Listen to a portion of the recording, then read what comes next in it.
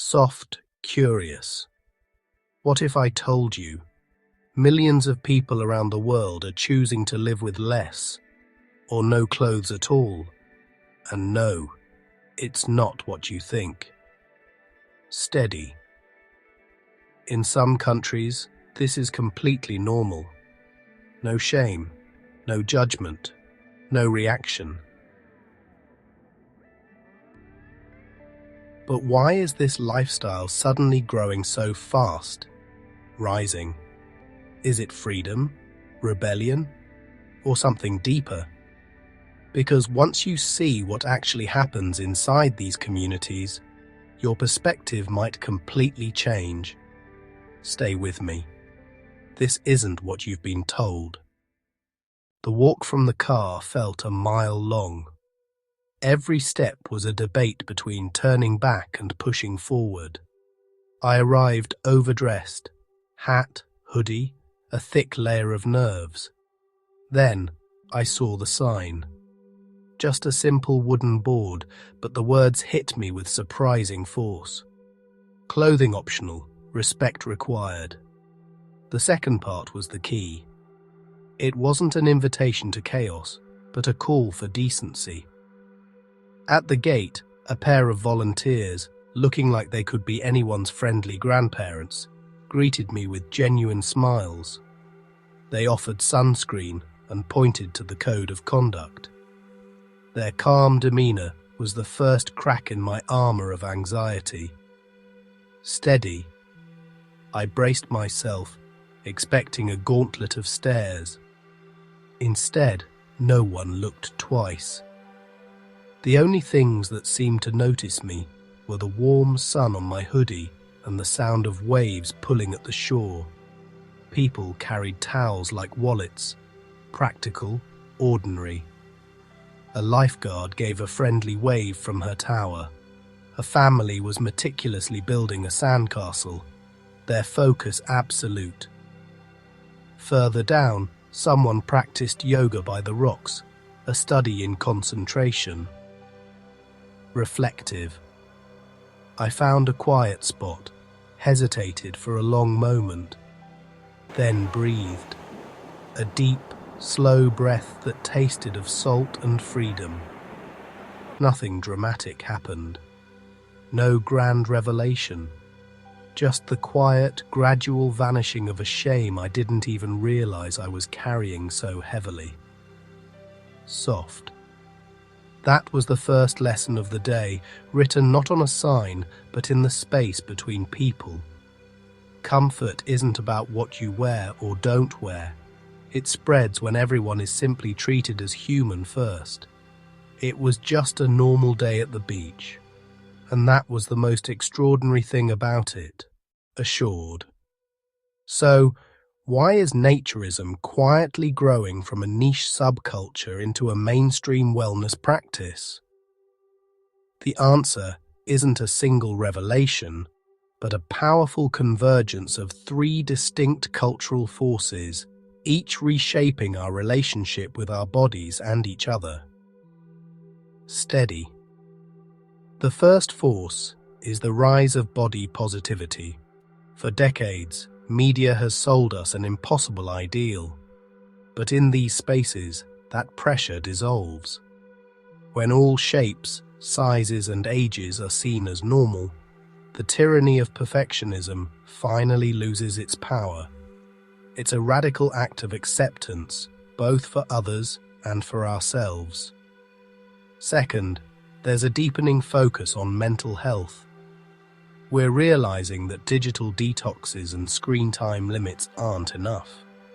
The simple, elemental combination of sun on skin, cool water, and genuine community can reduce stress far more effectively than curated feeds and endless filters. It's a return to the tangible, a grounding in the real world. Steady.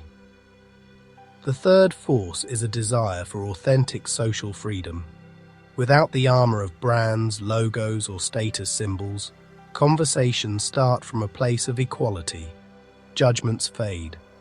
People connect based on who they are, not what they own. Of course, culture matters too. In many parts of Europe, designated naturist beaches are old news, simply another public amenity, managed, signposted, and ordinary. Soft. Elsewhere, the very same scene is framed as taboo or controversial. It shows that policy, not inherent morality, often draws the lines in the sand. Yet even in stricter cultures, art schools, saunas and spas have long treated nudity as purely functional. In these environments, context, consent and care set the tone, creating a bubble of safety and respect. Rising. When the rules of engagement are clear and consistently upheld, participation rises and anxiety falls. This quiet, intentional shift continues, one safe space at a time. Steady. In many parts of Europe, designated naturist beaches are as ordinary as public parks, a normal part of coastal life, woven into the culture. Elsewhere, the concept is still framed as taboo, a fringe activity rather than a simple choice. This cultural divide shapes everything from public policy to personal perception. But for those who step inside, what does a day actually look like? Soft. Mostly, it's just normal life.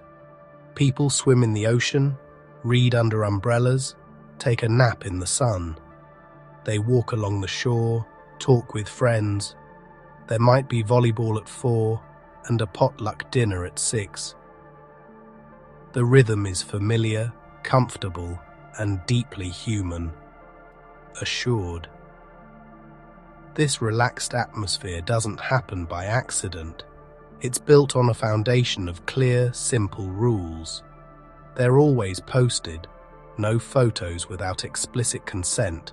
Always sit on your towel and respect everyone's personal space. These aren't just suggestions, they are the code of conduct that makes the community work. Still, misconceptions persist. The most common one, that it's all about sex. The reality is the opposite. It's about shedding social pressures to find comfort and community. Flirting isn't the agenda, belonging is. Steady. Another myth is that everyone is staring. In practice, with nothing to hide, there's nothing to see. Attention drifts naturally toward the waves, a good book, or the changing weather. The initial self-consciousness quickly fades into a feeling of being simply present. Soft. And the idea that only one perfect body type is welcome couldn't be further from the truth. In reality, diversity is the norm. You'll see every age, every size, every ability. It's a powerful reminder that all bodies are just bodies. Reflective. Where standards are clear and staff are present to offer gentle guidance, the mood resembles a library at the beach, quiet, respectful, and safe. This culture of respect is enforced kindly but firmly, creating a space where everyone can finally, truly relax. Assured, is naturism becoming mainstream? Quietly, yes. Steady. Cities pilot clothing optional zones.